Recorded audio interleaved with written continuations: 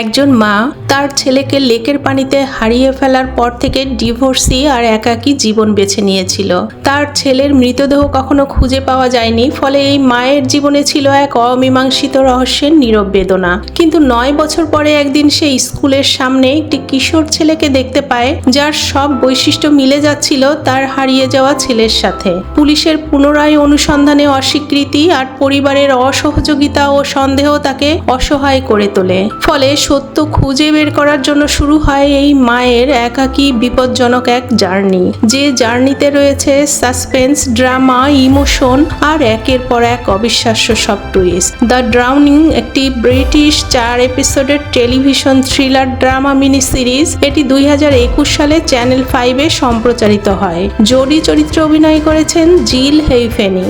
ফ্ল্যাশব্যাকে একটা ফ্যামিলি পিকনিকের দৃশ্য দিয়ে সিরিজটি শুরু হয়। পরিবারের সবাই বড় একটা লেকের পাশে খোলা জায়গায় নিজেদের ভেতর একটা সুন্দর সময় পার করছে। তারপর দেখা যায় 4 বছরের টম দৌড়াচ্ছে বনের মধ্য দিয়ে, আর এরপরই দেখা যায় টমের খেলনা নৌকা লেকের পানিতে ডুবে যাচ্ছে। কিছু সময় পরে সবাই খেয়াল করে পরিবারের একমাত্র ছোট ছেলেটিকে খুঁজে পাওয়া যাচ্ছে না।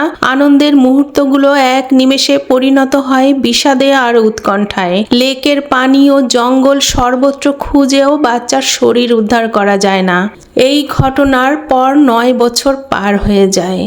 বর্তমানে দৃশ্য শুরু হয় একটি বাড়িতে, যেখানে জোডি আর তার বিজনেস পার্টনার ইয়াসমিন থাকে। তারা দুজনে একটা ল্যান্ডস্কেপিং বিজনেস চালায়। তাদের এই ব্যবসার অবস্থা ইদানিং বেশি ভালো ছিল না, আর তা নিয়ে দুজনেই চিন্তিত ছিল।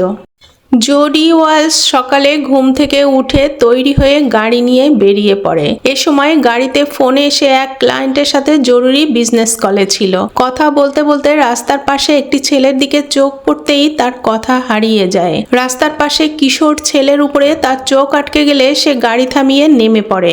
সেখানে বাচ্চারা স্কুল বাসের জন্য অপেক্ষা করছিল। জোডির মনে হতে থাকে এটি তারই হারিয়ে যাওয়া ছেলে টম। ছেলেটির কোঁকড়ানো কালো চুল আর চেহারা যেন অবিকল তার হারিয়ে যাওয়া ছেলেটিকে ভালো করে দেখার জন্য সে গাড়ি থেকে নেমে পড়ে এবং বাচ্চাদের সাথে সাথে স্কুল বাসে উঠে পড়ে। এ সময় সে লক্ষ্য করে ছেলেটির বাঁ চোখের নিচে একটি কাটা দাগ। টমেরও ঠিক এরকম একটা দাগ ছিল। এভাবে সব কিছু মিলে যাওয়াতে জোডির ধারণা হতে থাকে এটি তার হারানো ছেলে। ছেলেটিকে ফলো করে স্কুলের সামনে পর্যন্ত আসে। জোডির নিস্তরঙ্গ জীবন মুহূর্তে পাল্টে যায়। সে যেন জীবনের বেঁচে থাকার মানে খুঁজে পেয়েছে। সে গাড়ি নিয়ে দ্রুত চলে যায় তার প্রাক্তন স্বামী বেনের বাড়িতে। টম হারিয়ে যাওয়ার পরপরই তাদের ডিভোর্স হয়ে গিয়েছিল, আর তারপর বেন বিয়ে করে নেয় জোডির সেই সময়ের বেস্ট ফ্রেন্ডকে। তো তারা এখন সুখে সংসার করছে। প্রাক্তন স্বামীর বর্তমান বউ কেট দরজা খুলে দিলে জোডি কোনো কথা না বলে সোজা ভিতরে চলে যায়। এ সময়ে কেট বাধা দিতে চাইলেও সে সেদিকে কান না দিয়ে সোজা হাঁটতে থাকে, আর খুঁজতে খুঁজতে ভিতরের একটা রুমে এসে বেনকে পেয়ে যায়। এবার সে 1 মিনিট সময় চেয়ে নেয় কেটের কাছ থেকে তার স্বামীর সাথে একা কথা বলার জন্য। বেন বলে, তোমার এখানে আসার আগে ফোন করে আসা উচিত ছিল। কিন্তু জোডির হাতে তো সময় নেই। সে বলতে শুরু করে, আমি তাকে এইমাত্র দেখেছি। বেন বলে, কি দেখেছো? জোডি বলে, আমাদের ছেলে। বেন অবাক হয়ে বলে, তুমি টমকে দেখেছো? জোডি জানায়, অন্য আরো বাচ্চাদের সাথে ছিল স্কুলে যাওয়ার পথে। আমি আর কিছু বুঝতে পারছি না, কিন্তু আমি ওকে এখানে দেখেছি। আমি ওর বাসে উঠেছিলাম, সে আমার কাছেই বসেছিল। সেই একই রকম চুল, একই রকম নড়াচড়া। টম চলে যাওয়ার পর থেকে আমি প্রতিদিন তাকে ঠিক যেমনটা কল্পনা করে আসছি, এমনকি চোখের পাশের দাগটা পর্যন্ত আছে। বেন বোঝায় যে দেখো, ভুল হতে পারে, অনেক বাচ্চারই একই রকম চেহারা থাকে, অনেক কিছুই হতে পারে, এমনকি ক্ষতচিহ্নও থাকতে পারে, কিন্তু তুমি যা বলছো এটা হওয়া সম্ভব না।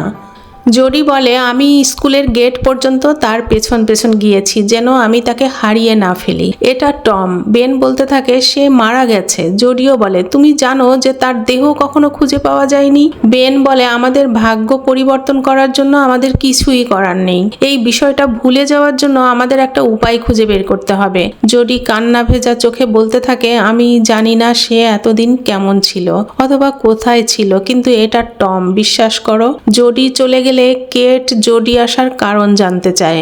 বেন বলে জোডির মনে হচ্ছে সে টমকে দেখেছে। কেট তার স্বামীর সাথে জোডির দেখা হোক তা চায় না। সে বলে এটা তার একটা কৌশল যাতে সে যখন খুশি এখানে আসতে পারে। এ সময়ে বেন আস্তে করে বলে সে কখনোই ছেলে হারানোর শোক কাটিয়ে উঠতে পারেনি। কেট এটা বুঝতে পেরে রাগে ফুঁসতে থাকে যে জোডির সাথে বেনের একমাত্র সন্তানের স্মৃতির প্রভাবে বেন কিছুটা দুর্বল হয়ে পড়েছে। সে জোডিকে প্রশ্রয় দেওয়া বন্ধ করতে বলে। এদিকে জোডি চলে আসে পুলিশ স্টেশনে। সেখানে ছিল police officer DS Harvey. Jodie তার 9 বছর আগে হারিয়ে যাওয়া ছেলের পুরো তদন্ত দাবি করে। সে জানায় সে তার হারিয়ে যাওয়া ছেলেকে দেখেছে। পুলিশের সর্বশেষ রিপোর্টে দেখা যায় লেখা আছে ছেলেটি একটি মর্মান্তিক দুর্ঘটনার শিকার হয়েছিল এবং ডুবে গিয়েছিল। লেক ডুবুরি দিয়ে খোঁজা হলেও সেখানে কোনো লাশ খুঁজে পাওয়া যায়নি। কোনো তৃতীয় পক্ষের সংশ্লিষ্টতাও পাওয়ার তথ্য নেই। প্রায় 10 বছরের তদন্তে কিছুই পাওয়া যায়নি। তবে জোডি নাছোড়বান্দা সে অফিসারকে বলে তুমি কি মনে করো আমি আমার নিজের ছেলেকে চিনতে পারবো না? হার্ভি বলে সাক্ষীরা সেই সময় দূর থেকে যে দম্পতিকে দেখেছিল বলে জানিয়েছিল তাদেরও পরে আর পাওয়া যায়নি। জোডি পুলিশকে তার সাথে যে বিষয়টি দেখতে বলে। জোডি বলতে থাকে তার মুখে একটা দাগ আছে। সে দোলনা থেকে পড়ে গিয়েছিল এবং তার বাম চোখের নিচে সেলাই করতে হয়েছিল। তার দাগটি এখনো আছে। পুলিশকে সে কোনো একটা ব্যবস্থা নেওয়ার জন্য চাপ দিতে থাকে। জোডি থানা থেকে বেরিয়ে আসে, গাড়িতে বসে মেসেজ চেক করতে থাকে। তার বাবার একটি ভয়েস মেসেজ ছিল যেখানে জোডিকে দেখা করতে বলে। জোডি মেসেজটি মুছে দেয় কারণ তার সমস্ত ফোকাস তখন একদিকে। সে অন্য কিছু চিন্তাই করতে পারছিল না। পরে জেনেছিল তাদের বাবা সেই রাতেই বাথরুমে পড়ে মারা গিয়েছিলেন। পরের দিন সকালে আমরা দেখতে পাই গাড়ি নিয়ে সেই গানের স্কুলের সামনে অপেক্ষায় আছে জোডি। বাচ্চাদের একসাথে বেরিয়ে আসতে দেখলে সে গাড়ি থেকে নেমে এগিয়ে আসে। সরাসরি সেই কিশোর ছেলেটির সামনে এসে উৎসুক দৃষ্টিতে তাকালে ছেলেটিও বিভ্রান্ত হয়ে তাকিয়ে থাকে। হঠাৎ ছেলেটির বাবা এসে হাত ধরে টেনে নিয়ে যায়। জোডি তাদের গাড়ি ফলো করে বাড়ি পর্যন্ত চলে আসে। এ সময় সে মোবাইলে বাড়ির কয়েকটি ছবি তুলে নেয়।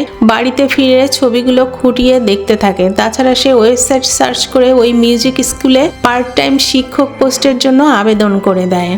জোডি চলে আসে তার ল্যান্ডস্কেপ অফিসে। ইয়াসমিন আর তার এই বিজনেস খুব ভালো চলছে না ইদানিং। একটার পর একটা ঝামেলা লেগে আছে। বিশেষ করে গতকাল জোডি সময় দিতে না পারার কারণে একটি ভালো ক্লায়েন্টের টেন্ডার হাতছাড়া হয়ে গেছে। জোডি বলে আমি তাদের ফোন করে বুঝিয়ে বলবো। ইয়াসমিন বলে আমি ইতিমধ্যে চেষ্টা করেছি। তারা আমার মিথ্যা কথা থামিয়ে বলেছে যে তারা ইতিমধ্যে অন্য আরেকটি টেন্ডার নিয়েছে। জোডি শুধু সরি বলে। ইয়াসমিন বলতে থাকে তোমার কি মনে হয় আমরা বারবার এরকম সুযোগ পাবো? ইয়াসমিন যদি জানতো ঝামেলা মাত্রই তো শুরু। জোডি রাতে বিছানা থেকে উঠে তার সাথে টমের তোলা একটা পুরানো ছবি বের করে ফ্রিজের উপর লাগিয়ে রাখে। অর্থাৎ টম আবার তার কাছে জীবিত। তারপর ওই ছবিতে তার হেয়ার স্টাইল দেখে নিজের চুল কাটতে থাকে। সে নিজেকে কিছুটা ইয়াং দেখাতে চাইছে অথবা ছেলে যেন চিনতে পারে সেই চেষ্টা কিছু একটা হবে। দৃশ্য চলে আসে পরের দিন সকালে। জোডি সেই স্কুলে মিউজিক টিচার পদে ইন্টারভিউ দিতে এসেছে। দেখা যায় জোডি একজন মিউজিশিয়ান কিন্তু তার শিক্ষকতার কোনো অভিজ্ঞতা নেই। স্কুল থেকে জানানো হয় যে তাকে একটা আপডেটেড ডিভিএস সার্টিফিকেট যা অনেকটা ক্যারেক্টার সার্টিফিকেটের মতো সেটা জমা দিতে হবে। অতীতে শিশুদের সাথে কাজ করার অথবা বাচ্চাদের সাথে কোনো অভিজ্ঞতা আছে কিনা জানতে চাইলে জোডি জানায় তার একটি বাচ্চা আছে। বোঝা যাচ্ছে জোডি একজন ছেলে হারানো দুর্বল মা থেকে রাতারাতি স্ট্রং মা হয়ে উঠতে চাইছে। সেদিন রাতে হঠাৎ বেন আসে জোডির বাসায়। জানায় যে তার বাসায় পুলিশ এসেছিল, কিন্তু বেন বলে তারা টম নয় বরং জোডির ব্যাপারে খোঁজ নিতে এসেছে। এ সময় বেন বলে তোমার চুল অন্যরকম দেখাচ্ছে। জোডি বলে হ্যাঁ কেটেছি, বয়স কমানোর চেষ্টা করছি। বেন এসেছে জোডিকে বুঝিয়ে শান্ত করতে, টমের ব্যাপারটা যেন ভুলে যায়। পুলিশও এত বছর পরে আগাতে চাইছে না, এটা একটা জটিলতা। কিন্তু জোডি কিছুতেই মানতে চাইছে না। সে বরং ইমোশনাল হয়ে পড়ে আর বেনকেও ইনভলভ করতে চায়। সে টমের জন্মানোর সময়ের কথা তুলে এনে বলতে থাকে তোমার কি মনে আছে যখন আমরা তাকে প্রথম এনেছিলাম আমি ওকে উপরে নিয়ে যেয়ে বিছানায় শুইয়ে দিলাম আর প্রমিস করেছিলাম যে আমি ওকে নিরাপদে রাখবো। সে বলে চলে বেন বাবা হিসেবে তোমার মনও কি অস্থির হয়ে উঠছে না যে আমরা টমকে খুঁজে পেয়েছি? বেন বোঝায় দেখো প্রথম দিকে আমিও তাকে সব জায়গায় দেখতে পেতাম ভেবেছিলাম, কিন্তু এত বছর পরে এটা শুধুই পাগলামি। জোডি বলতে থাকে বেন সে এখানেই বাস করছে, এত বছর ধরে তার ইচ্ছার বিরুদ্ধে তাকে আটকে রাখা হয়েছে। সে প্রতিদিন বাসে উঠে স্কুলে যায়। সে বেনকে বলে তার সাথে যে নিজের চোখে দেখে আসার জন্য। বেন তাকে এসবের মধ্যে আর না জড়াতে অনুরোধ করে। জোডি অসহায়ের মতো বলে আমি কিভাবে তোমাকে জড়াবো না, তুমি তো তার বাবা। বেন কথা কেড়ে নিয়ে বলে আমি আশা করি যে তুমি আমার অবস্থা বুঝবে এবং আমাকে ঘৃণা না করার চেষ্টা করবে। আসলে বেন নতুন করে ঝামেলায় জড়াতে চাইছে না, সে বিয়ে করেছে এবং তার সংসার গুছিয়ে নিয়েছে। জোডি বেনের দিকে তাকিয়ে বাস্তবতা মেনে নিয়ে চুপ করে যায়। চলে যাওয়ার আগে বেন বলে সে হয়তো জোডির বাবার শেষকৃত্যে যাবে, কারণ জেসন ফোন দিয়ে বারবার অনুরোধ করেছে।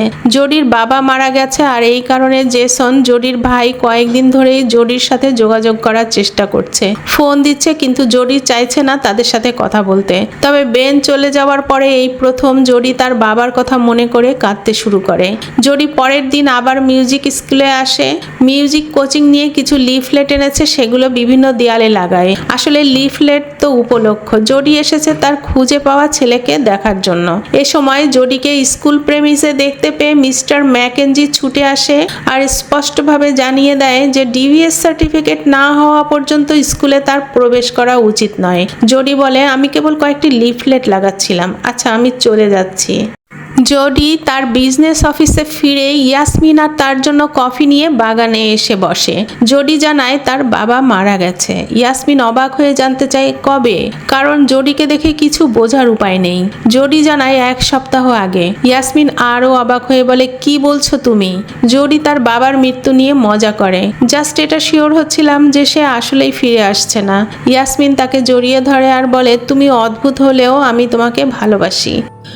জোডি উঠে তাদের আরেকজন কর্মী আদির কাছে আসে। সে শুনেছে তার ওয়ার্ক পারমিট পেতে প্রবলেম হচ্ছে, কিন্তু আদি খুব ভালো একজন কর্মী। এই মুহূর্তে তারা তাকে হারাতে চায় না। জোডি জেনেছিল আদি এখানে কাজ করার জন্য জাল ডকুমেন্ট তৈরি করেছিল, তবে আদি জানায় তার অরিজিনাল ডকুমেন্ট অল্প সময়ের মধ্যে এসে যাবে। জোডি এবার নিজের প্রয়োজনে আদির কাছে জানতে চায় সে কাদের দিয়ে জাল ডকুমেন্ট করেছিল। আদিকে এই বিষয়টা গোপন রাখতেও বলে দেয়, তাহলে তার ওয়ার্ক পারমিট পাওয়ার আগে পর্যন্ত সে তাকে রক্ষা করবে। আদি অবাক হয়। সে বলে আমি তখন টিকে থাকার জন্য বাধ্য হয়েছিলাম ওটা করতে, তুমি কেন করবে? জোডি জানায় এটা তারও টিকে থাকার প্রশ্ন। আমরা বুঝতে পারি মিউজিক স্কুলের টিচারের চাকরির জন্য জোডির একটা ডিভিএস সার্টিফিকেট ম্যানেজ করতে হবে, আর এই চাকরিটা তার এক্ষুনি লাগবে, না হলে সে স্কুলে প্রবেশ করতে পারছে না। যাই হোক, জোডি একদিন স্কুলে আসে আর ম্যাকেনজির টেবিলে সার্টিফিকেট রেখে সোজা ক্লাসরুমে হাজির হয়। ম্যাকেনজি ফোনে ব্যস্ত থাকায় কিছু বলতে যেও পারে না, আর জোডিও দ্রুত বেরিয়ে আসে।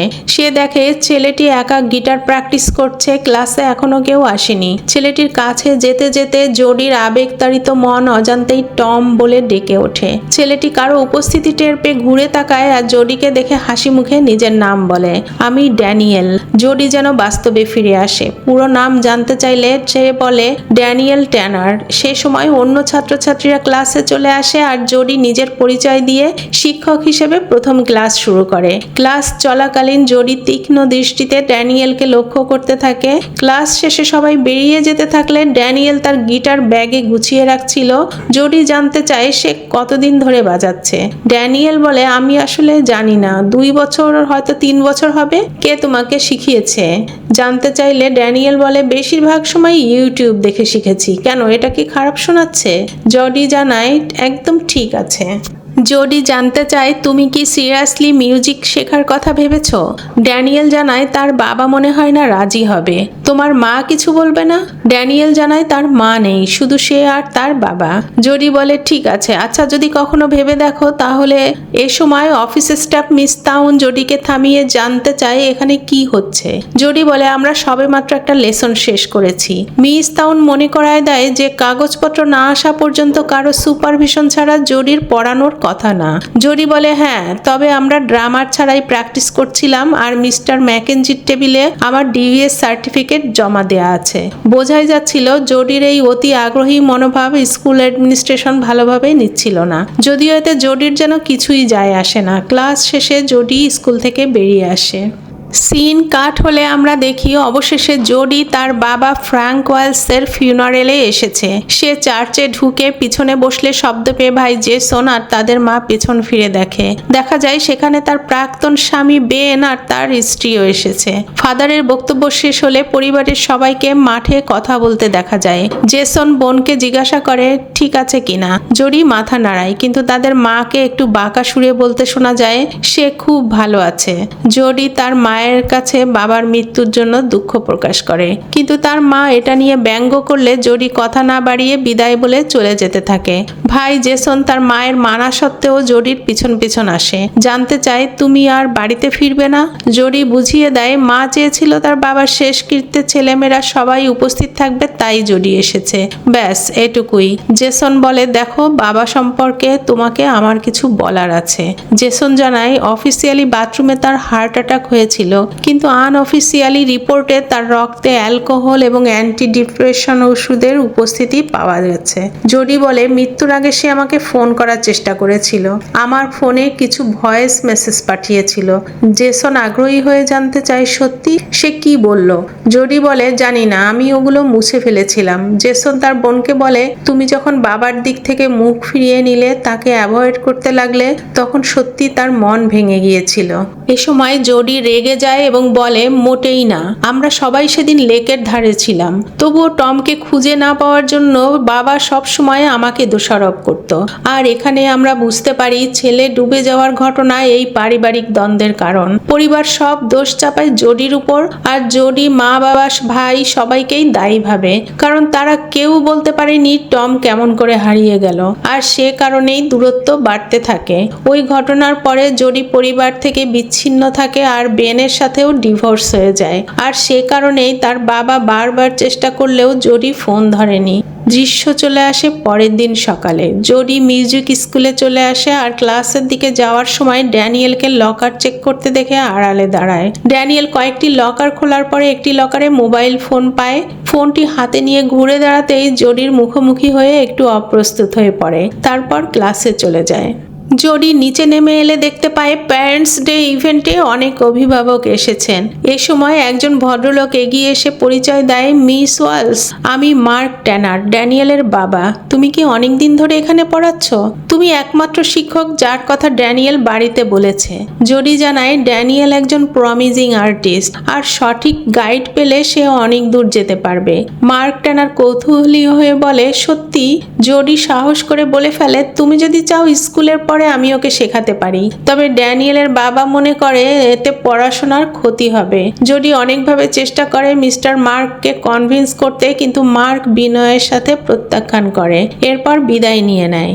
পরের দিন স্কুলের সিঁড়িতে দেখা হলে ড্যানিয়েলকে জোডি বলে তোমার বাবার সাথে আমার প্যারেন্টস ডে সন্ধ্যায় দেখা হয়েছিল, আমি তাকে বলেছিলাম যে তোমার মিউজিকের আরো ভালো লেসন প্রয়োজন। সে আগ্রহী বলে মনে হলো না। জোডি শিখিয়ে দেয় যে বাবার সাথে কথা বলার সময় তাকে বোঝাবে যে মিউজিকের ব্যাপারে তুমি কতটা আগ্রহী।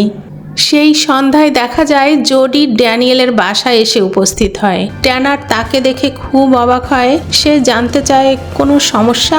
জোডি ভিতরে আসতে চাইলে ট্যানার তাকে ভেতরে নিয়ে দরজার বাইরে ভালো করে চেক করে, এরপর দরজা আটকে দেয়। জোডি এখানেও ড্যানিয়েলকে দেখে অপলক তাকিয়ে থাকে।